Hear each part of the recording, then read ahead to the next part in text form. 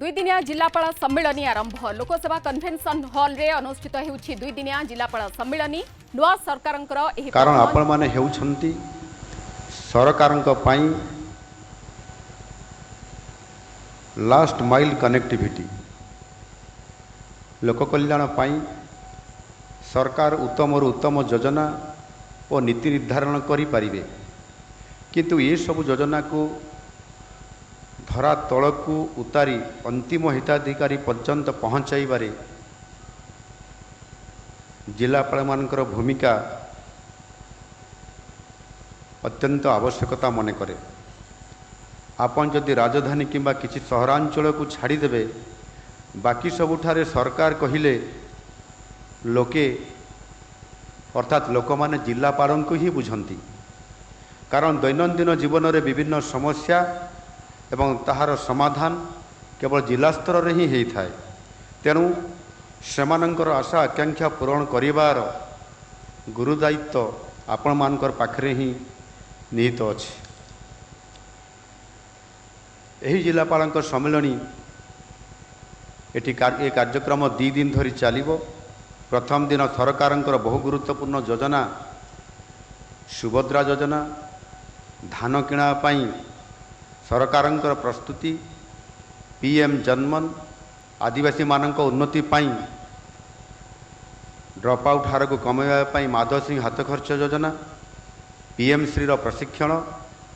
निपुण ओडिशार प्रणयन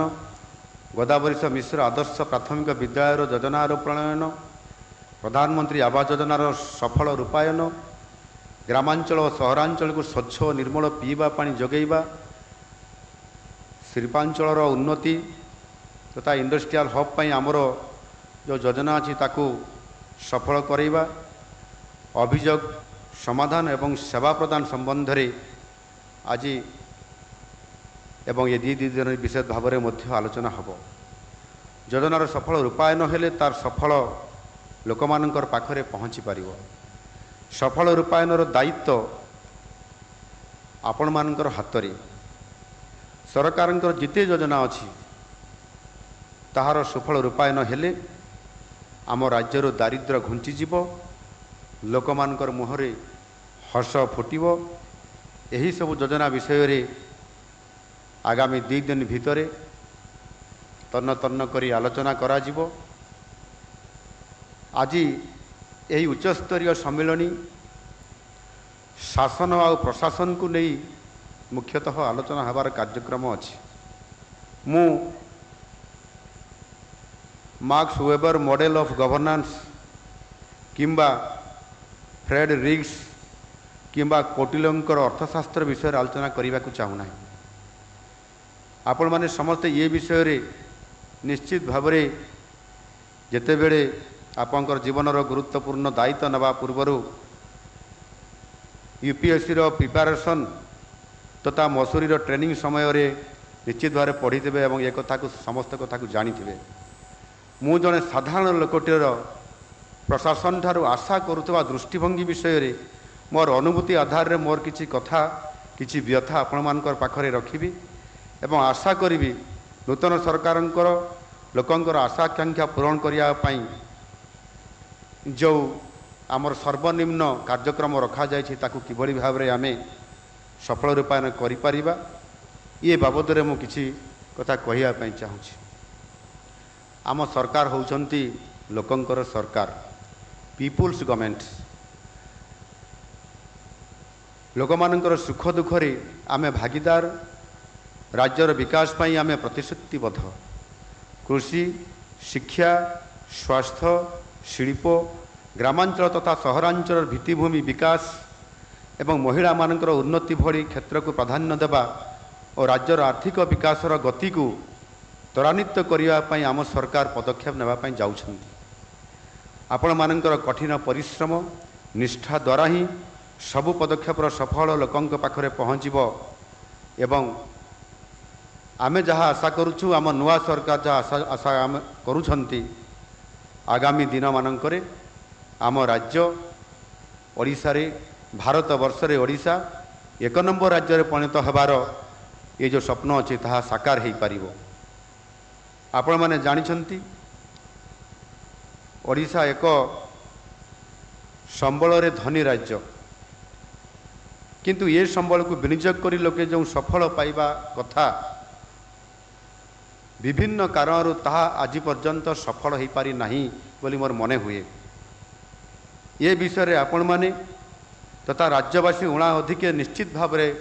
ଜାଣିଛନ୍ତି। ଯେତେବେଳେ ଶାସନ ଅପାରକଙ୍କ ହାତରେ ଚାଲିଯିବ, ଯାହାର ଲୋକଙ୍କର ପାଇଁ ଆବେଗ ବା ଟିକିଏ ମଧ୍ୟ ସମ୍ବେଦନଶୀଳତା ନଥିବ, ସେମାନଙ୍କଠୁ ଲୋକ କଲ୍ୟାଣ କରିବା କିମ୍ବା କଳ୍ପନା କରିବା ନିଶ୍ଚିତ ଭାବରେ ଗୋଟିଏ ବୃଥା ସଦୃଶ ହେବ। ସେକାଳ ପଖାଳ ଆଉ ନାହିଁ। ଗତ ଜୁନ୍ 12 ତାରିଖରେ ନୂତନ ସୂର୍ଯ୍ୟୋଦୟ ହୋଇସାରିଛି। ଗତ 100 ଦିନ ଭିତରେ ସରକାର ନେଇଥିବା ବିଭିନ୍ନ ଯୋଜନା ଓ ନୀତିକୁ ସମୀକ୍ଷା କଲେ, ଆଲୋଚନା କଲେ ଏବଂ ଆପଣମାନେ ଯଦି ଜାଣିବା ପାଇଁ ଚାହିଁବେ ତାହେଲେ ନିଶ୍ଚିତ ଭାବରେ ଜାଣିପାରୁଥିବେ କିଭଳି ଭାବରେ ନୂଆ ସରକାରର ନୂଆ ଯୋଜନା ଏବଂ ନୂଆ ନିଷ୍ପତ୍ତି ଏବଂ ଆମର ମ୍ୟାନିଫେଷ୍ଟୋ ଆଧାରରେ ଆମେ କିଭଳି ଭାବରେ କାର୍ଯ୍ୟକ୍ରମ କରିବା ପାଇଁ ଯାଉଛନ୍ତି। ଆଜିର ଏହି ମଞ୍ଚରେ ମୁଁ ନିଶ୍ଚିତ ଭାବରେ ନିଜର କିଛି ଅନୁଭୂତି କଥା ସାମ୍ନାରେ ରଖିବି। ଗତ ପ୍ରାୟ 27 ବର୍ଷ ହେଲାଣି ମୁଁ ରାଜନୈତିକ ଜୀବନରେ ଓଡ଼ିଶା ଲୋକଙ୍କର ସାଙ୍ଗରେ ତାଙ୍କର ସୁଖ ଦୁଃଖରେ ମୁଁ ସାମିଲ ହୋଇକରି ଅଛି। ଜଣେ ସରପଞ୍ଚରୁ ଆରମ୍ଭ କରି ବିଧାୟକ ହେବା ଏବଂ ବିଧାୟକ ଏହି ଲୋକଙ୍କର ସେବା କରିବାର କାମ ମୋତେ ସୁଯୋଗ ମିଳିଛି। ଏହି ପ୍ରାୟ 2 ଦଶନ୍ଧିରୁ ଉର୍ଦ୍ଧ୍ୱ ସମୟ ଭିତରେ ଲୋକଙ୍କର ସହିତ ମିଶିବା, ତାଙ୍କର ସମସ୍ୟା ସହିତ ଜଡ଼ିତ ହେବା ଏବଂ ଲୋକଙ୍କର କଷ୍ଟ ବହୁ ନିକଟରୁ ମୁଁ ତାଙ୍କର ସହିତ ଉପସ୍ଥିତ ରହିକରି ମୁଁ ଏହାକୁ ଦେଖିଛି ଏବଂ ତାକୁ ଲାଘବ କରିବା ପାଇଁ ମଧ୍ୟ ସାଧ୍ୟ ମତେ ମୁଁ ଚେଷ୍ଟା କରି ଆସୁଛି। ଯେତେବେଳେ ମୁଁ ସରପଞ୍ଚ ଥିଲି, ସରପଞ୍ଚ ସ୍ତରର ଯେଉଁ ସମସ୍ୟା, ଲୋକଙ୍କର କଥା, ଲୋକଙ୍କର ଦୁଃଖ,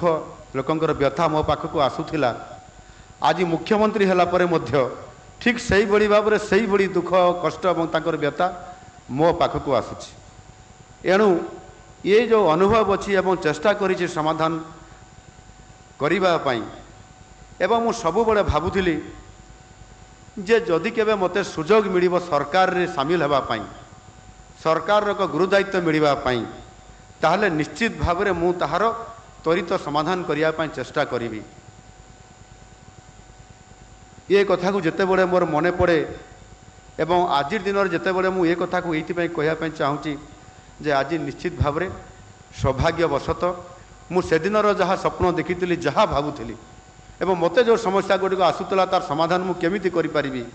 ଆଉ ସୌଭାଗ୍ୟବଶତଃ ମହାପ୍ରଭୁ ଜଗନ୍ନାଥଙ୍କର ଅପାର କରୁଣା, ରାଜ୍ୟର 4.5 କୋଟି ଲୋକଙ୍କର ଆଶୀର୍ବାଦ ତଥା କେନ୍ଦ୍ରୀୟ ନେତୃତ୍ୱଙ୍କର ମୋ ଉପରେ ଭରସା ଫଳରେ ମୋତେ ରାଜ୍ୟର ନେତୃତ୍ୱ କରିବାକୁ ଆଜି ଏକ ବହୁତ ବଡ଼ ସୁଯୋଗ ମିଳିଛି। ତେଣୁ ମୁଁ ଏକ ସାଧାରଣ ଜନତା ଭାବେ ଯାହା ସବୁ ପକ୍ଷରୁ ଦେଖିଛି, ଯେଉଁ ସବୁ ଅସମାହିତ ସମସ୍ୟାକୁ ମୁଁ ସମାଧାନ କରିବା ପାଇଁ ଚାହୁଁଥିଲି, ଆଜି ମୋତେ ସୁଯୋଗ ମିଳିଛି ସେ ସବୁ ସମସ୍ୟା ଗୁଡ଼ିକର ସମାଧାନ କରିବା ପାଇଁ। ଏହି 2 ଦିନିଆ ସମ୍ମିଳନୀରେ ଅନେକ ବିଷୟରେ ନିଶ୍ଚିତ ଭାବରେ ଆଲୋଚନା ତ ହେବ ଏବଂ ସେଥିପାଇଁ ମଧ୍ୟ ଆମ ସରକାରଙ୍କ ତରଫରୁ ବିଭିନ୍ନ ଖସଡ଼ା ପ୍ରସ୍ତୁତ କରାଯାଇଛି ଏବଂ ଏ ବାବଦରେ ମଧ୍ୟ ଅନେକ ବିଷୟ ଆପଣମାନଙ୍କର ପାଖରେ ମଧ୍ୟ ଉପସ୍ଥାପନା କରିବାର ଯୋଜନା ରଖାଯାଇଛି ଆଜି ଆଉ ଆସନ୍ତାକାଲି 2 ଦିନ ଭିତରେ। କିନ୍ତୁ ମୁଁ ଯାହା ଯୋଜନା ବା ଆମର ଯୋଜନା ଖସଡ଼ା ରଖାଯାଇଛି ସେଥିରେ ମଧ୍ୟ କିଛି କଥା ଆସିପାରୁନାହିଁ ଖସଡ଼ା ଭିତରେ। ମୁଁ ଭାବୁଛି ଯେ ତାକୁ ମଧ୍ୟ ମୁଁ ଟିକେ ଉଲ୍ଲେଖ କରିବାର ଆଜି ଦିନରେ ଆବଶ୍ୟକତା ଅଛି। ଯେହେତୁ ଆମ ସରକାରର ନୂଆ ସରକାରର ଆସିଲା ପରେ ଏବଂ ପ୍ରଥମ 100 ଦିନର ସରକାରର ଯେଉଁ 100 ଦିନ ପାଳନ କରାଗଲା ଏବଂ 100 ଦିନ ଭିତରେ ଅନେକ ଯୁଗାନ୍ତକାରୀ ପଦକ୍ଷେପ ସରକାର ନେଇଛନ୍ତି ଆପଣମାନଙ୍କର ସମସ୍ତଙ୍କର ସହଯୋଗରେ। ଏଣୁ ନିଶ୍ଚିତ ଭାବରେ ଏକ ନୂଆ ସରକାରରେ ନୂଆ ଲୋକମାନଙ୍କର ଆଶା ରଖିବା ଏବଂ ଆମେ ତାକୁ କାର୍ଯ୍ୟକ୍ରମରେ ତାଙ୍କୁ ଲୋକଙ୍କୁ ସେବା ଯୋଗାଇ ଦେବା। ବିକାଶର 22 ପାବଛରେ ଗୋଟିଏ ପାବଛ ଚଢ଼ି ଆମେ ଶୀର୍ଷ ସ୍ଥାନକୁ ପହଞ୍ଚି ପାରିବା, ଏ ଲକ୍ଷ୍ୟରେ ଆମେ ଅଛନ୍ତି एणु निश्चित भाव में आम ताकू किभली भाव सफल रूपायन कर एक आपण मैंने सहयोग ही ताहा समाधान हो पार बोली मु आशा करे। सरकारंकर पाई सबुठारु चिंताजनक विषय हेउची सरकार प्रस्तुत करुथुबा योजना सबु ठीक समय रे आरंभ हेबा एवं ठीक समय रे संपूर्ण हवा। किंतु मु व्यक्तिगत भावे मोर ए लंबा राजनीतिक समय भितरे मु अनुभव करिछि जे अधिकांश समय रे एहार बहुत बड़ व्यतिक्रम होता है एवं अहेतुक विलंब जगु सरकार जनता जे असुविधार सम्मुखीन होती ताहा नुहे, विलंब जगु अनियमितता दुर्नीति प्रकल्प खर्चर अहेतुक विलंब व्यय इत्यादि होता है एवं लोकमानकर भितरे आमर जो आशा बा आमर जो लोकं को सेवा देवार मनोभाव थाए ताहा मध्य सफल रूपायन हो पारे नाही। एक साधारण ट्रेंड मु देखा पाई जे वर्ष सारा कार्यक्रम धीरे धीरे मंथर गति चली किंतु मार्च मास आसीगले बिजुली बेगर खर्च आरंभ हो द्वारा कामर गुणात्मक मान ह्रास पाई थाए। आम सरकार रे अर्थ बरादर अभाव नहीं, ठीक समय आलोकेशन दिया जाउछि, तेणु अर्थर अभाव किंबा विलंब काम अग्रगतिर बाहाना करा जाई न पारे। जदि ये सब संबंध में आपण माने किसी समस्यार सम्मुखीन होउछंती किंबा अनुभव करुछंती तेबे निश्चित भाव में संपृक्त विभाग को जणांतु। तापरे भी जदि समाधान बा समस्यार सूत्र न बाहरुछि ताहले सीधा सड़क अर्थ विभाग को जणांतु, सीधा सड़क भाव में मुख्यमंत्री को मध्य जणांतु। एथिपाई जिलापाल माने आपण माने नीतिदिनिया भावे निज निज जिले में फाइनेंशियल तथा फिजिकल प्रोग्रेस उपरे दृष्टि रखिबा संगे संगे ब्लॉक वाइज तथा स्कीम वाइज त्रैमासिक समीक्षा करिवार आवश्यकता को मन करी यह जदि कार्यकारी करेबे ताले निश्चित भाव में आमे आउ दीपाद आगु जाई परिबा बोली मु अनुभव करे। यही त्रैमासिक समीक्षार आपण माने जानी परिबे जे केउ प्रकल्प किंबा केउ योजना केउ केउ ब्लॉक रे संतोषजनक भाव अग्रगति हेउची एवं केउ अंचल रे होई पारु नाही। एथिरे मोर गोटे अनुभव अछि जे गोटिए विधानसभा रे मध्य विधायक मानक पाई एसीडीसी गोटे मीटिंग बा एक संवैधानिक व्यवस्था अछि। प्रति 3 मासरे प्रति 6 मासरे थरे प्रति वर्ष रे 2 थर एवं आवश्यक हेले अधिक थर पर्यंत जो आपंकर AC DC assembly constituency wise development जो आपन कमिटी अच्छी से कमिटीर मध्य विधायक मान को क्षमता दिखाई ता विधानसभा रे सरकारंकर जो योजना गुड़िक कार्यकारी करा जाउची ताहार एक ब्लॉक वाइज मध्य और स्कीम वाइज मध्य ताहार आपंकर फिजिकल प्रोग्रेस किभली अच्छी संपूर्ण समस्त विभाग अधिकारी मानकर सहित जिलापाल उपस्थित रे मध्य आलोचना करिवार प्रबोधन अछि। एवं मु मध्य मोर 3 थर विधायक हेबा समय रे मु एहाकु कार्यकारी कराया पई चेष्टा करिछि एवं ताहा द्वारा प्रकृत रे से योजनाटीर कार्यान्वयन एवं समय अवधि भितरे लोकंक पाखकु किभली भाव में पहुँची पारिबो आमर योजनाटी सफल रूपायन हो पारिबो ताहा उपरे नजर थाए। ठीक से भाई भाव में आमे मध्य 3 मासरे थरे याकु जदि आमे अग्रगति संपर्क में अनुधान करवा निश्चित भाव में आउ टिके आगु आमे जाई परिबा। सबु समस्या जानी पारिले आवश्यक करेक्टिव स्टेप्स आमे नहीं पारिबा। अनेक समय आर्थिक वर्ष शेष पर्यंत अपेक्षा करा जाए जहाँ फल ठीक समय प्रावधान होइतिबा अर्थ को सठिक भाव खर्च करा जाई पारे नाही। आउ एथिपाई मु निश्चित भाव में आज एठी थिबा समस्त राज्यर वरिष्ठ अधिकारी माननकु एवं जिलापाल माननक निकट में कथा रखुची अनुरोध भी करुछि मु जे यहा उपरे आपन स्वतंत्र भाव में टिके ध्यान देवे। मने रखंतु सरकार जदि टंकाटीए लोकंक पई खर्च करुछंती ताहा सेमानंक पई टंकाटीए आय ग्रामांचल आरंभ करी जिला स्तर पर्यंत विभिन्न भित्तिभूमि प्रकल्प वर्तमान कार्यकारी हेउअछि। ये सब प्रकल्प विभिन्न स्तर में अच्छी। समस्त जिलापाल मान को अनुरोध करी निज निज जिले में କାର୍ଯ୍ୟକାରୀ ହେଉଥିବା ଏହି ସବୁ ପ୍ରକଳ୍ପକୁ ମ୍ୟାପିଂ କରିବା ପାଇଁ ପଦକ୍ଷେପ ନିଅନ୍ତୁ। ଆଜିକାଲି ବା ଏବେ ଟେକ୍ନୋଲୋଜିର ବହୁତ ଉପଲବ୍ଧ ଅଛି, ତେଣୁ ଆପଣମାନେ ରିଏଲ୍ ଟାଇମ୍ ଡାଟା ଖୁବ୍ ସହଜରେ ପାଇପାରିବେ ଏବଂ ସେହି ସବୁକୁ ଅନୁଧ୍ୟାନ କରିକିରି ବ୍ୟାଟଲ୍ ନେକ୍ ସବୁକୁ ଠିକ୍ ଭାବରେ ଜାଣିପାରିବେ ଏବଂ ତଦନୁସାରେ ଆବଶ୍ୟକ ପଦକ୍ଷେପ ଗ୍ରହଣ କରିବାରେ ଏହି ଡାଟାବେସ୍ ନିଶ୍ଚିତ ଭାବରେ ଆପଣମାନଙ୍କର ପାଇଁ ସହାୟକ ହେବ। ଏହି 3 ମାସ ମଧ୍ୟରେ ମୁଁ ଗତ ସରକାର ସମୟରେ ହୋଇଥିବା ଅନେକ ଅନିୟମିତତା ବିଷୟରେ ଅବଗତ ହୋଇଛି। ମୋର ଜିଲ୍ଲା ପରିଦର୍ଶନ ଏବଂ ଗ୍ରିଭାନ୍ସ ବା ଅଭିଯୋଗ ଶୁଣାଣିର ଶୁଣିବା ପରେ ଏବଂ ବିଧାୟକମାନଙ୍କ ମଧ୍ୟରେ ବିଭିନ୍ନ ସମସ୍ୟାକୁ ଅବଗତ ହେଲା ପରେ ଗଣମାଧ୍ୟମ ତଥା ସାମାଜିକ ଗଣମାଧ୍ୟମରୁ ଏପରି ବହୁତ ଅଭିଯୋଗ ଆସିବା ପରେ ମୁଁ ଅନେକ କଥା ଜାଣିପାରୁଛି ଏବଂ ଯେଉଁ କଥା ବି ଆସୁଛି ବିଧାୟକ ମାଧ୍ୟମରେ, ସାଂସଦ ମାଧ୍ୟମରେ, ମିଡ଼ିଆ ପର୍ସନ ମାଧ୍ୟମରେ ଏବଂ ଲୋକମାନଙ୍କ ମାଧ୍ୟମରେ, ମୁଁ କହୁନାହିଁ ଯେ ସବୁଗୁଡ଼ା ଅଭିଯୋଗ ସବୁ ସମ୍ପୂର୍ଣ୍ଣ 100% ସତ୍ୟ ଅଟେ ବୋଲି, କିନ୍ତୁ ଆପଣମାନେ ଅନୁଧ୍ୟାନ କରନ୍ତୁ। ସେ ଯଦି ସେପରି କିଛି ଅନିୟମିତତା ଆପଣମାନଙ୍କର ଦୃଷ୍ଟିକୁ ଆସୁଛି ତାହେଲେ ସେ ସବୁକୁ ଯାଞ୍ଚ କଲା ପରେ ଆପଣମାନେ ଆବଶ୍ୟକୀୟ ପଦକ୍ଷେପ ଗ୍ରହଣ କରନ୍ତୁ। ଆଉ ସେ ଅଧିକାର ଆପଣମାନଙ୍କୁ ସରକାର ଦେଇଛନ୍ତି, ତାକୁ ସେ ଅଧିକାରକୁ ବ୍ୟବହାର କରି ଆପଣମାନେ ଉପଯୁକ୍ତ କାର୍ଯ୍ୟାନୁଷ୍ଠାନ ନେଇପାରିବେ ଏବଂ ତାହା କାର୍ଯ୍ୟକାରୀ କରିବେ ବୋଲି ମୋର ପୂର୍ଣ୍ଣ ବିଶ୍ୱାସ ମଧ୍ୟ ଅଛି। ଦୁର୍ନୀତିକୁ ନେଇ କୌଣସି ପ୍ରକାର ସାଲିସ କରିବାର ପ୍ରଶ୍ନ ଉଠୁନାହିଁ। This can be as a clear a message as possible from me. ଆଉ ଗୋଟିଏ ଦିଗକୁ ମୁଁ ଆପଣମାନଙ୍କର ଧ୍ୟାନ ଆକର୍ଷଣ କରିବାକୁ ଚାହିଁବି। କନଭରଜେନ୍ସ ବର୍ତ୍ତମାନ ଏପରି ଏକ କାର୍ଯ୍ୟକ୍ରମ ଓ ଯୋଜନା ସରକାର କାର୍ଯ୍ୟକାରୀ କରୁଛନ୍ତି ଯାହା କେବଳ କନଭରଜେନ୍ସ ମୋଡ଼ରେ ହିଁ ସମ୍ଭବ ହୋଇପାରିବ। ଏହାର ଏକ ପ୍ରମୁଖ କାରଣ ହେଉଛି ଆମ ରାଜ୍ୟର ପ୍ରାୟ 92% ଚାଷୀ ହେଉଛନ୍ତି କେବଳ କ୍ଷୁଦ୍ର ଏବଂ ନାମମାତ୍ର ଚାଷୀ। ତେଣୁ ଆୟ ବୃଦ୍ଧି କରିବା ପାଇଁ ଆନୁଷଙ୍ଗିକ କାର୍ଯ୍ୟ ଯେପରିକି ପଶୁପାଳନ, କୁକୁଡ଼ା ପାଳନ, ମତ୍ସ୍ୟ ଚାଷକୁ ମଧ୍ୟ ଚାଷୀଙ୍କ ପାଇଁ ପ୍ରୋତ୍ସାହନ ଦେବାର ଯେଉଁ ଆବଶ୍ୟକତା ଆଜି ମୁଁ ମନେ କରେ, କିନ୍ତୁ ଏହା ସମ୍ଭବ ହୋଇପାରିବ ଯଦି କୃଷି ବିଭାଗ,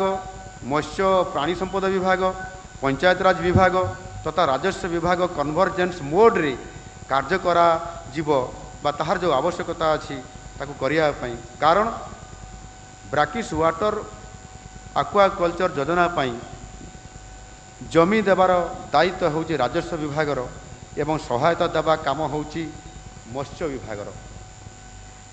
ମୁଁ ଯେତେ ଦୂର ଜାଣିଛି କେବଳ ଏଥିପାଇଁ ଅନେକ ପ୍ରକଳ୍ପ ଆରମ୍ଭ ହୋଇପାରୁନାହିଁ। ଏମିତି ଅନେକ ଉଦାହରଣ ମୁଁ ଦେଇପାରିବି। ଏହାକୁ ସମାଧାନ କରିବା ପାଇଁ ଜିଲ୍ଲାପାଳ ନିଜର ସ୍ତରରେ ନିୟମିତ ଭାବେ ସମୀକ୍ଷା ବୈଠକ କରାଯିବା ଆବଶ୍ୟକତା ଏବଂ ତୁରନ୍ତ କାର୍ଯ୍ୟାନୁଷ୍ଠାନ ଗ୍ରହଣ କରାଯିବା ଆବଶ୍ୟକତା ଅଛି। ତାହା ନିଶ୍ଚିତ ଭାବରେ କଲେ ଆମେ ଏଭଳି ଏକ କନଭରଜେନ୍ସ ମାଧ୍ୟମରେ ମଧ୍ୟ ଅନେକ ଗୁରୁତ୍ୱପୂର୍ଣ୍ଣ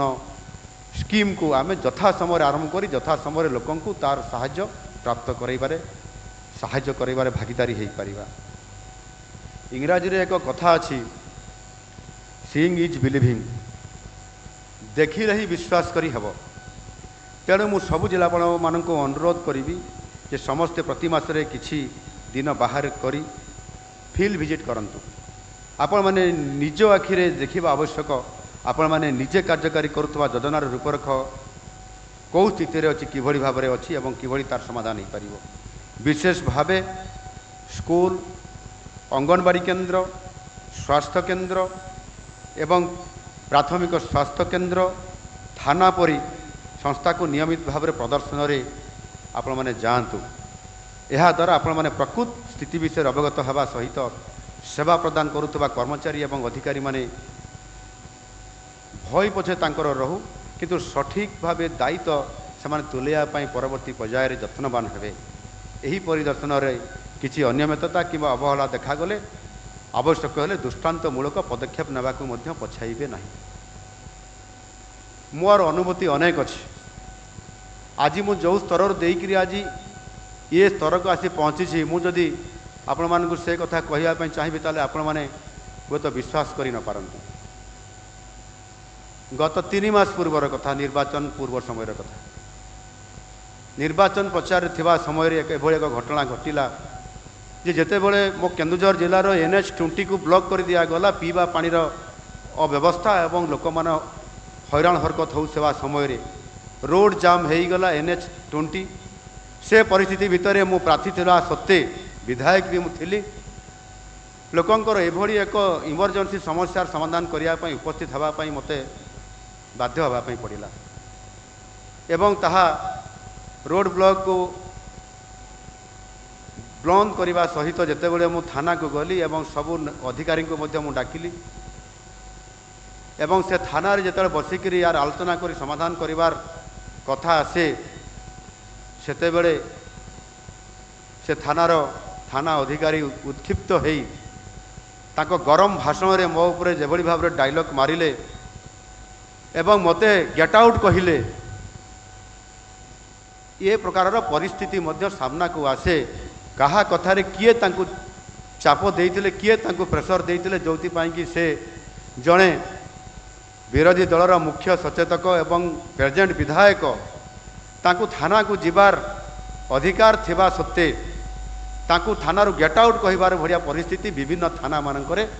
आज जो थाना को गत सरकार समय रे आम थाना बोली कुहा जाउथला आउ से आम थानार संज्ञा कौन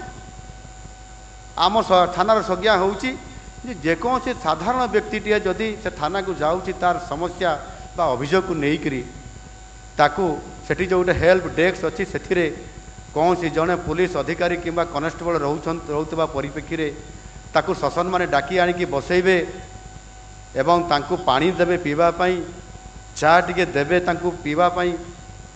एवं आसीबार अभिप्राय तांकू पचारिबे एवं लोकटी जदि कहब मु एफआईआर देवाई आसी किंबा यही अभियोग करने आसी ताहले संपृक्त अधिकारी बा आईओ किंबा आईआईसी पाखक पहुँचैबे एवं से एफआईआर देवे एवं आपंकर काम हेबो बोली तांकू प्रतिश्रुति देई तांकू पुणी विदा करिवे ये हूँ आम थानार संज्ञा बोली मु अनुभव करे मोर स्वल्प विद्यारे मु विधायक 3 वर्षर मोर अभिज्ञता भितर भी कहूँ एवं सेभली परिप्रेक्षी रे मु विधायक मु प्रार्थी हो पारे प्रार्थीर कौन थाना को जीवार अधिकार नहीं ताकू जदि आक्रमण होइतिबो एफआईआर देवाई तार कौन अधिकार नहीं जीवार जदि किसी गोटे घटना घटला से जापर ना आपण ए थाना रे आसबार अधिकार नहीं आपण गेट आउट ना आपण को मु माने कौन मत अरेस्ट कर तो कर मु हाथ देखली ये परिस्थिति आम सरकार आसबार मात्र मासे पूर्वर होइथिला आज आप देखु जितेबले सरकार आसिला मु विजय प्राप्त हेली प्रभु जगन्नाथ आशीर्वाद रे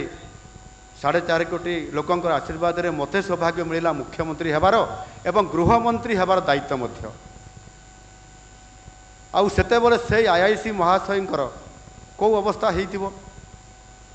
तापरे भी मु तांको क्षमा करदेली जे से अज्ञान रे किबा कहार चापरे एक कथा करूछंती तांको क्षमा करदेवा उचित से विभाग मु मुख्य हो से विभाग जड़े सामान्य भूल करथिबा जड़े कर्मचारी को दंड देवार ये अभिप्राय मोर रहिबा उचित नुह भाविक मुझे क्षमा करदेली एणु भावी देखु जदि आम प्रत्यक्ष भाव में जदि आमर दायित्व हिसाब से आम किछि दिन जदि किछि जगह को जाई किछि लोकंकर समस्या किछि प्रतिष्ठान अनुष्ठान को जदि आम निजे अनुधान करवा ता पूर्वर थरे मु डेप्यूटी चीफ व्हिप थी सरकारी दलर सेते बेले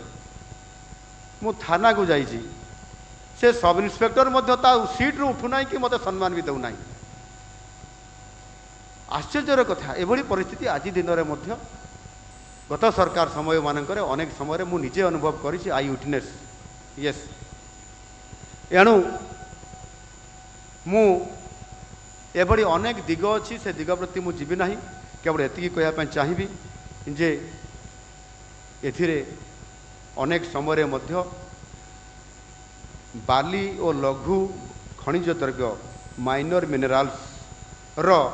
खुलम खुला चोरा बेपार चली आमे समस्ते जानी गत सरकार समय मानकरे अनकंट्रोल एंड ओवर एक्सप्लॉइटेशन फल केवल जे सरकारंकर राजस्व हानि होई न थाए यह द्वारा परिवेशर अपूरणीय ଅପୂରଣୀୟ କ୍ଷତି ମଧ୍ୟ ହେଇଥାଏ। ଏଣୁ ମୁଁ ଏ ମଞ୍ଚରୁ ଆଜିର ଏ ମୋର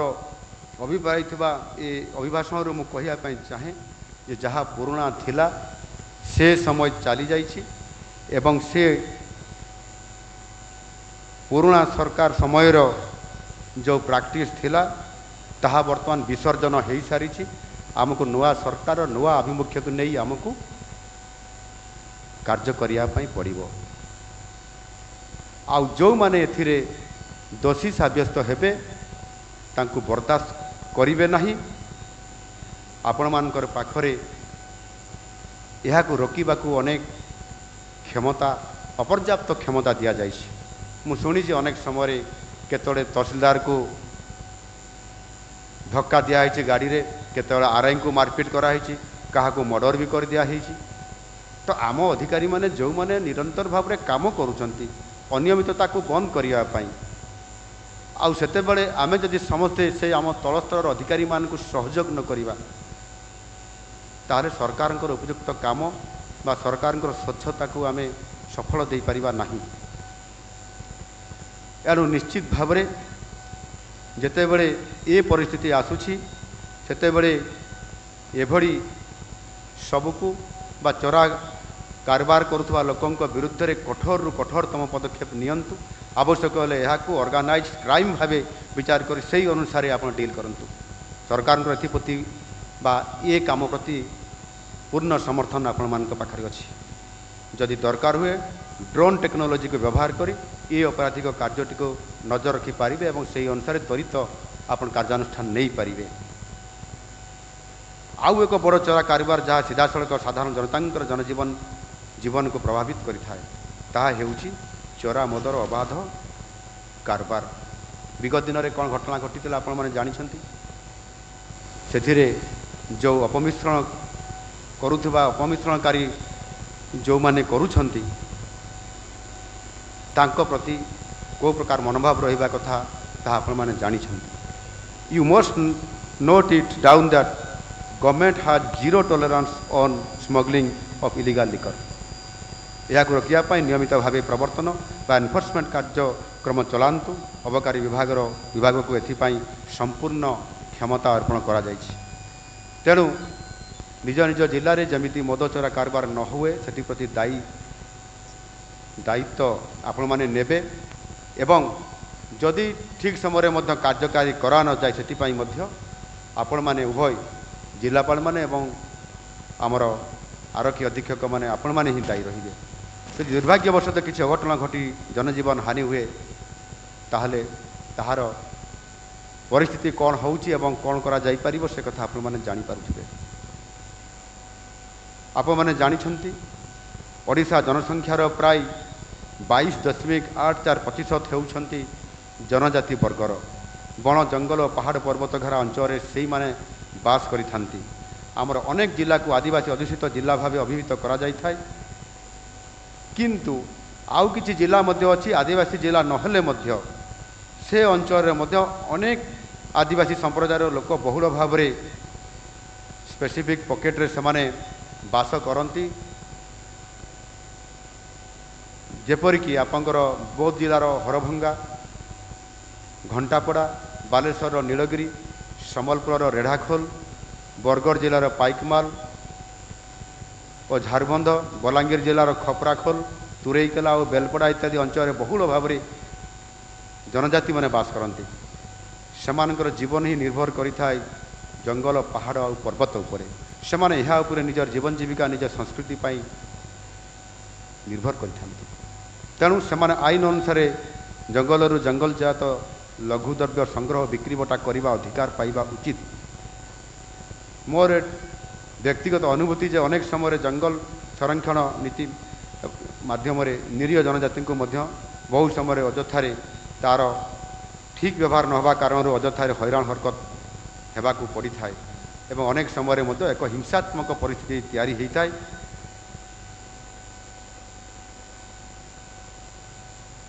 କେନ୍ଦୁଝରରେ ମୁଁ ଗତ 10 ବର୍ଷ ଏବଂ 15 ବର୍ଷ ଭିତରେ ଗୋଟିଏ ଘଟଣା ଘଟିଥିଲା। केन्दुझर रोचती आदिम जनजाति जहाँ कि आपण भाषा आम भाषा कहुच्छी पीबीटीज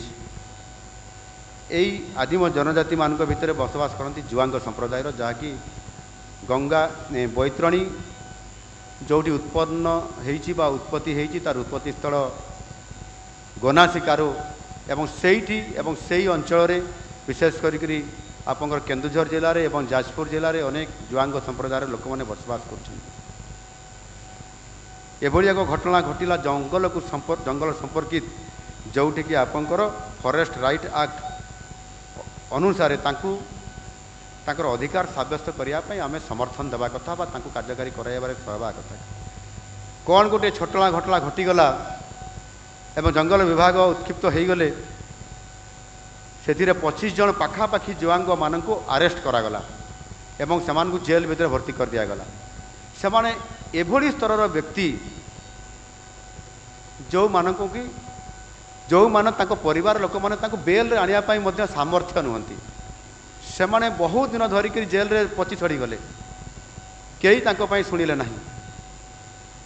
तो एभली एक आईन आम पाखरे न रहू बा आमर कार्यकारिता न रहू जो थे कि से जुआंग आ पीबीटीज बोली समानकर न्याय अधिकार बा जंगल जमी अधिकार क्षुण्ण कला भाया परिस्थिति तैयारी न हो आउ सेथिपाई मध्य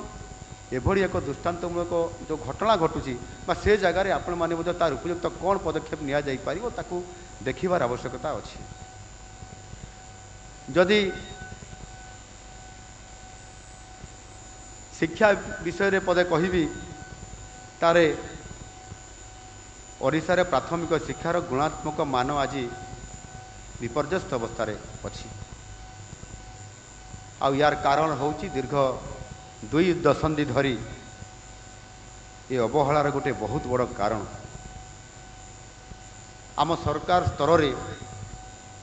भित्तिभूमि को आम जदि न देखिबा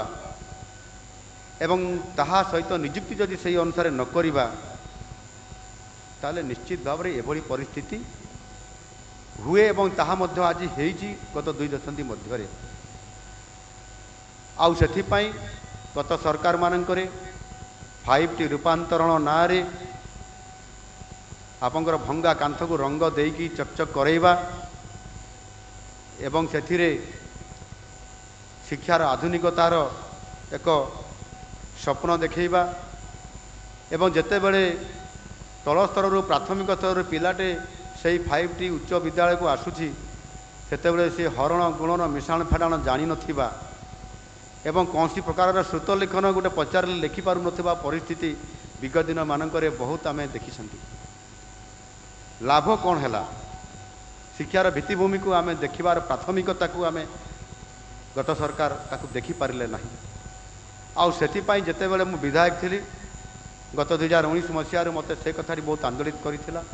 मु प्रथम सरकार को चिट्ठी लिखी एवं परवर्ती पर्यायर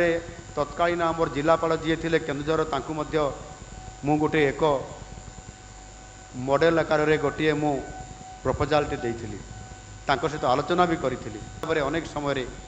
गोटे गोटे विद्यालय रे जड़े जड़े शिक्षक से विद्यालय गुड़िक चले पुणी से मध्याह्न भोजन व्यवस्था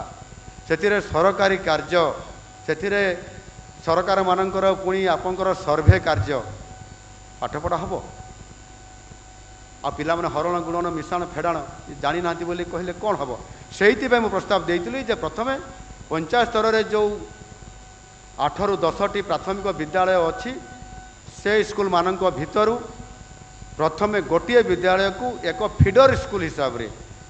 एक मॉडल स्कूल हिसाब रे ताकू ग्रहण करा जाऊ ताहार भित्तिभूमि सहित तार फैकल्टी सहित सबू आनुषंगिक व्यवस्था कर दिया जाऊ सेठी गरीब मेधावी छात्र माने से फीडर स्कूल रे पाठ पढ़िक 5T रूपांतरण स्कूल को प्रवेश करेंगे जो थे कि सेमाने भल रिजल्ट करी कॉलेज को जीवे एवं एभली एक स्तर देखिए आम ऊपर को गले एक मॉडल स्तर जो ये जो शिक्षा क्षेत्र में गोटे वैप्लविक परिवर्तन आसब जहाँकि आंध्र प्रदेश रे से घटना घटी एवं विगत दिन मानक सेठी प्राइवेट स्कूल को न जाई पिला माने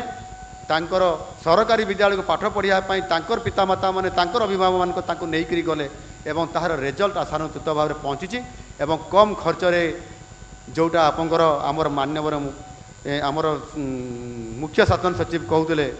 ଯେ ମିନିମମ୍ ଗଭର୍ଣ୍ଣମେଣ୍ଟ ମାକ୍ସିମମ୍ ଗଭର୍ଣ୍ଣାନ୍ସ, ଇଏ କଥାକୁ ତ୍ୱରିତ କରାଯାଇପାରିବ। ଏ କଥାକୁ ମୁଁ ନିଜେ ବହୁ ସମୟରେ ମଧ୍ୟ ସରକାରକୁ ପରାମର୍ଶ ମୁଁ ଦେଇଥିଲି। ଏଣୁ ସେଇଥିପାଇଁ ଯୋଜନା କରିକି ଆଜି ଯେତେବେଳେ ମୁଁ ଏ କଥାକୁ ସମାଧାନ କରିବା ପାଇଁ ସୂତ୍ର ବାହାର କରୁଥିଲି, ଚେଷ୍ଟା କରୁଥିଲି ସରକାରଙ୍କ ସହିତ ଆଲୋଚନା କରି ସମାଧାନ କରିବି, କିନ୍ତୁ ସମୟର ସ୍ରୋତରେ ଯେତେବେଳେ ମୁଁ ଲଢ଼େଇ ତ ଜାରି ରଖିଥିଲି, ଆଉ ସୌଭାଗ୍ୟବଶତଃ ଆଜି ମୋତେ ମୁଖ୍ୟମନ୍ତ୍ରୀ ହିସାବରେ ନୂଆ ସରକାର ଦାୟିତ୍ୱ ମୋତେ ମିଳିଛି। ଆଉ ସେଇଥିପାଇଁ ମୁଁ ପ୍ରଥମେ ଚିନ୍ତା କଲି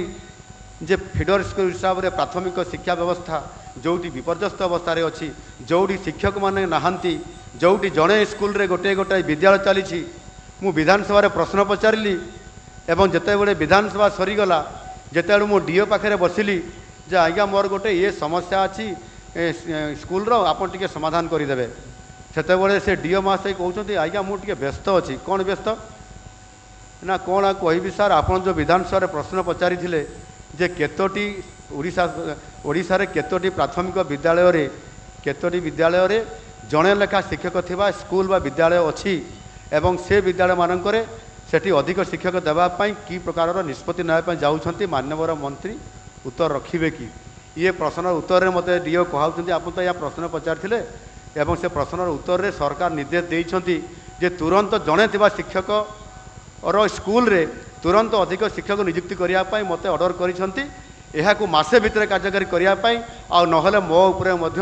ଦଣ୍ଡବିଧାନର ବ୍ୟବସ୍ଥା କରିଛନ୍ତି। ସାର୍ ଆପଣ ଏ ଦଣ୍ଡବିଧାନ ବିଧାନସଭାରେ କହିକି କରେଇଛନ୍ତି, ଆମକୁ ନ କଲେ ଆଉ ନ ଚଳେ। ଏଣୁ ସାର୍ ମୁଁ ବ୍ୟସ୍ତ ଅଛି ଟିକେ। ମୁଁ କହିଲି ଠିକ୍ ଅଛି ମୁଁ ଯାଉଛି, ମୋ କାମ କିନ୍ତୁ କରିଦେବେ। ମୁଁ ଗୋଟେ ମୁହୂର୍ତ୍ତରେ ତାଙ୍କ ପାଖରୁ ଚାଲି ଯାଇଥିଲି ଏବଂ ପରବର୍ତ୍ତୀ ପର୍ଯ୍ୟାୟରେ ମୁଁ ଦେଖିଲି ଯେ ଅନେକ ସିଙ୍ଗିଲ୍ ଟିଚର ଥିବା ବିଦ୍ୟାଳୟମାନଙ୍କରେ 2 ଜଣ ଶିକ୍ଷକ 3 ଜଣ ଶିକ୍ଷକ ପର୍ଯ୍ୟନ୍ତ ନିଯୁକ୍ତି ଦିଆଯାଇଥିଲା। ତାହେଲେ ହରଣ ଗୁଣ ମିଶାଣ ଫଟାଣ କିଏ ଶିଖେଇବ? ଆମେ ଫିଡର ସ୍କୁଲକୁ ପିଲାଟି ପଠାଇବା, ରଙ୍ଗ ମାରିଦେବା ଚକାଚକ କରି ଭଙ୍ଗା କାନ୍ଥରେ,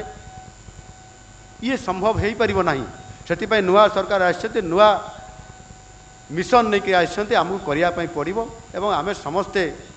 କରିପାରିବା। ୟେସ୍ ୱି କ୍ୟାନ୍, ଏ ଆଧାରରେ ଆମକୁ ଯିବା ପାଇଁ ପଡ଼ିବ। ଏଣୁ ଇଏ ତ ଗଲା ଶିକ୍ଷା ବ୍ୟବସ୍ଥାର କଥା। ଯଦି ଆମେ ଦେଖିବା ତାହେଲେ ସ୍ୱାସ୍ଥ୍ୟ କଥା ଦେଖିବା, ତାହେଲେ ନିଶ୍ଚିତ ଭାବରେ ଶିକ୍ଷା ସହିତ ମଧ୍ୟ ସ୍ୱାସ୍ଥ୍ୟ ବି ଜଡ଼ିତ ହୋଇକରି ଅଛି ଏବଂ ତାହା ସହିତ ମଧ୍ୟ ଆମେ କିଭଳି ଭାବରେ ତାକୁ କାର୍ଯ୍ୟକାରୀ କରାଇବା, ଇଏ ଗୋଟେ ଅତି ଗୁରୁତ୍ୱପୂର୍ଣ୍ଣ କଥା। ସ୍ୱାସ୍ଥ୍ୟ ବିଭାଗର ଏଠି ସମସ୍ତେ ଅଛନ୍ତି, ମାନ୍ୟବର ମନ୍ତ୍ରୀ ମହାଶୟ ମଧ୍ୟ ଅଛନ୍ତି। ନିଶ୍ଚିତ ଭାବରେ ମୁଁ ଏ କଥା କହିବା ପାଇଁ ଚାହିଁବି, ସମୟ ବହୁତ ହୋଇଗଲାଣି, ତଥାପି ମୁଁ ଭାବୁଛି ଟିକେ ନ କହିଲେ ହେବ ନାହିଁ। ତ ବିଶେଷ କରିକି ଅନେକ ଉଦାହରଣ ଆମେ ଦେଖିଛନ୍ତି, ମୁଁ ଆଉ କହିବି ନାହିଁ। ସେଥିରେ ଖଟରେ ରୋଗୀକୁ ବୁହା ହେବାର ଦୃଶ୍ୟ, ଆଉ ଯଦି ଶବ ବୁହା ହେବା କଥା ଆସିବ ତାହେଲେ କଳାହାଣ୍ଡିର ସେ ଦାନମାଝି କଥା ବି ଆସିବ ଏବଂ ସେ ଗାଁ ସହିତ ସମ୍ପୂର୍ଣ୍ଣ ଭାବରେ ସହରକୁ ବା ମୁଖ୍ୟ ରାସ୍ତାକୁ ଯୋଡ଼ି ହେବାର ଆପଣଙ୍କର ଆମ୍ବୁଲାନ୍ସ ପିକଅପ୍ ପଏଣ୍ଟ ପର୍ଯ୍ୟନ୍ତ ଏ କାମକୁ ଆମକୁ ଆଜି ଦିନରେ ବହୁତ ବଡ଼ ଗୋଟେ ଗ୍ୟାପ୍ ଅଛି। ଏ କମ୍ୟୁନିକେସନ୍ ଗ୍ୟାପ୍ ବା ଏ ଗ୍ୟାପ୍ ବା ଦୂରତା ଯେଉଁ ଅଛି, ସେଥିରେ କିଭଳି ଭାବରେ ଆପଣଙ୍କର ଆମ୍ବୁଲାନ୍ସ ପିକଅପ୍ ପଏଣ୍ଟକୁ ଆସିପାରିବ, ଖଟବୁଆରେ ଆସୁଛି ତାକୁ କେମିତି ବନ୍ଦ କରାଯାଇପାରିବ, ଏହାକୁ ନିଶ୍ଚିତ ଭାବରେ ଆପଣମାନେ ଦୃଷ୍ଟି ଦେବା ପାଇଁ ମୁଁ ଆପଣମାନଙ୍କୁ ଅନୁରୋଧ କରିବି। ତାହେଲେ ନିଶ୍ଚିତ ଭାବରେ ଆଗାମୀ ଦିନରେ ଏହାର ସମାଧାନ ତ୍ୱରିତ ସ୍ତରରେ ସମାଧାନ ହୋଇପାରିବ। ଏଣୁ ମୁଁ ସେ ବାବଦରେ ବିଶେଷ କହିବା ପାଇଁ ମୁଁ ଚାହୁଁନାହିଁ। ବିଶେଷ କରିକି ଆଜି ଦିନରେ ସ୍ୱାସ୍ଥ୍ୟର ଯେଉଁ ବିପର୍ଯ୍ୟସ୍ତ ଅବସ୍ଥା ବିଗତ ଦିନମାନଙ୍କରୁ ଆଜି ପର୍ଯ୍ୟନ୍ତ ରହିଆସିଛି, ଏବେ ଆମ ସରକାର ନୂଆ କରି ଆସିଲା ପରେ ତାକୁ ବଜେଟ୍ର ତ ବ୍ୟବସ୍ଥା ସର୍ବାଧିକ କରିବା ପରେ ଏବଂ ଯେଉଁଥିରେ ଆପଣଙ୍କର ବିଭିନ୍ନ କେନ୍ଦ୍ର ସରକାରଙ୍କର ଯୋଜନା ଗୁଡ଼ିକ ରାଜ୍ୟରେ କାର୍ଯ୍ୟକାରୀ କରାଯାଇପାରୁନଥିଲା, ଗତ ସରକାର ତାକୁ ଇମ୍ପ୍ଲିମେଣ୍ଟେସନ୍ କରୁନଥିଲେ, ଆଜି ସେଥିରେ ଆପଣଙ୍କର ଯେଉଁ ଆୟୁଷ୍ମାନ ଭାରତଠୁ ଆରମ୍ଭ କରି ବିଭିନ୍ନ ଯୋଜନା ଏବଂ ତା ସହିତ ମଧ୍ୟ ସମସ୍ତ ରାଜ୍ୟର ଯୋଜନାକୁ ଆମେ ଏକ ସଂଯୋଜନା ମାଧ୍ୟମରେ ତାକୁ ତ୍ୱରିତ କାର୍ଯ୍ୟକାରୀ କରିବା ପାଇଁ ଆମ ସରକାର ଯତ୍ନବାନ ଅଛନ୍ତି। ଆପଣମାନେ ତାକୁ ନିଶ୍ଚିତ ଭାବରେ ଏହା ଉପରେ ଗୁରୁଦାୟିତ୍ୱ ରହିଛି ଆମ ଜିଲ୍ଲାପାଳମାନଙ୍କର। ଆପଣମାନେ ଜିଲ୍ଲା रे आज विभिन्न समय सरकार जहाँ कहते करने जाऊँच अनेक समय ताହାର जिला स्तर में चिकित्सा अर्थात DHS जोरा डिस्ट्रिक्ट हेडक्वार्टर हॉस्पिटल कहते ता तलक रहा सब डिविजनल हॉस्पिटल ता तलक रोचे CS जो बड़ी भाव में से स्तर में डाक्तर माने रहिबा कथा कम अच्छी एवं पारामेडिकल स्टाफ भी कम अच्छी सुविधा व्यवस्था करवा कम अच्छी बेड मध्य अनुपात अनुसार कम अच्छी एवं जोठी आमे गत सरकार BSK कार्ड रो चिकित्सा से जिला हेडक्वार्टर मानक हो पार बोली कहते कौन सी जिला हेडक्वार्टर से व्यवस्था नहीं बोली मोर मन हुए आउ आमे ताकू किभली भाव में प्रति जिला हेडक्वार्टर रे मध्य आपंकर गोपबंधु जन आरोग्य योजना आज कार्यकारी होगापी जाऊँच आयुष्मान भारत कार्यकारी होगापी जाऊँच एवं ताहा सहित आज आमे फ्री रे चिकित्सा करने सरकार एवं फ्री रे औषध देवाई निरामय एमती अनेक योजना कार्यकारी करने जाऊँच से परिप्रेक्षी में किभली भाव में जिला स्तर में आमको एक ये विभाग को चलचंचल करवा रोगी को यथासाध्य आमे जिला हेडक्वार्टर रे चिकित्सा करके सही रोगी को सुस्थ कर घर को पठाइबार व्यवस्था या आज दिन में आम सरकार या प्राथमिकता दौरान यह नकले आगामी दिन में कटक बड़ डाक्तरखाना ब्रह्मपुर मेडिकल रे एवं आपंकर मेडिकल कॉलेज रे बुर्ला मेडिकल कॉलेज भाया और जो मेडिकल कॉलेज अच्छी लोक मैंने भर्ती हो जाती सीना किंतु उपयुक्त चिकित्सा हजार हजार रोगी आसवा द्वारा ताहा बहुत बड़ा व्याघात होची से दृष्टिकोण यहाँ बहुत गुरुत्व आम सरकार दौरान आम ताकू देखार आवश्यकता अच्छी एवं विशेषकर आगामी दिन में धान संग्रह सीजन आसिक आम पाखे पहुँची गला आज आम सरकार निष्पत्ति नहीं प्राकृतिक विपर्यय और विभिन्न कारणों जो चाषी तार क्षति सही था लाभ पाई पारे ना बोली अनेक समय चाषी आत्महत्या करने पछाई ना से परिस्थिति रे गत सरकार समय रे एवं गत सरकार घोषणा करथिले बरगढ़ जिलार सहेला ठारे आपंकर 100 टंका बोनस देवे बोली ताहा हेई पारिला नहीं गत सरकार चाषी को से सुविधा दे पारिले नहीं एवं आज आम सरकार ताकू आधार करी घोषणा पत्र स्थान देइथिबा परिप्रेक्षी रे सरकार आसला परे आज ताकू बजेट रे आमे स्थान देइछु से दृष्टिकोण किभली भाव में यह कार्यकारी करा जिवो एवं ताहा सहित मध्य यह कार्यकारी हेबा द्वारा जोड़ी 100 टंका गत सरकार दे पारु नथिले आम सरकार से सर्वनिम्न सहायक मूल्य सहित मिसाई 3100 टंका पर क्विंटाल रे धान किणिबे एवं यह द्वारा निश्चित भाव में बहुत बड़ा गोटाए परिवर्तन एवं चाषी को उपयुक्त प्राप्त होबार संभावना को आमे आज सफल करने जावा किंतु से जो थे आपंकर बॉर्डर स्टेट गुड़िक अच्छी सेठू धान आम राज्य को आसबार संभावना थिबा कारण विशेष करी बरगढ़ केउझर मयूरभंज सुंदरगढ़ गजपति कोरापुट इत्यादि जो जिला मानक जो परिस्थिति हो पारे से मु संपृक्त जिलापाल मानक निश्चित भाव में उदय परामर्श देवी ये सतर्कता अवलंबन करने सहित आम निश्चित भाव में कार्यकारी ठीक भाव में करवा ये आशा मु निश्चित भाव में रखी विशेष करी आपंकर जो चाषी भाई माने इथिरे गत थरर फेल होते या किभली भाव में आम सफल रूपायन दे पारिबा आउ सेथिपाई जो जगार गत सरकार घोषणा करथिले सेई सहेला ठारे सेठू भी सेई सहेला ठारे ये जो आमर धानर जो 800 टंका जो आम सहायक मूल्य आम अधिक आकार प्रदान करवा यह से सहेला ठारे ये कार्यक्रम शुभारंभ करा जिवो एवं सेठी कार्यकारी करिकी आमे चाषी मानक न्याय प्रदान करवा यह निश्चित भाव में आमर मुख्य शासन सचिव महाशय को मुझे अनुरोध करी से या फोकस रखिए। सीधा सड़क दृश्य आपने देखुले जिलापाल सम्मिलनी 2 दिनिया जिलापाल सम्मिलनी आरंभ होती जो मुख्यमंत्री मोहन माझी अभिभाषण रखुले।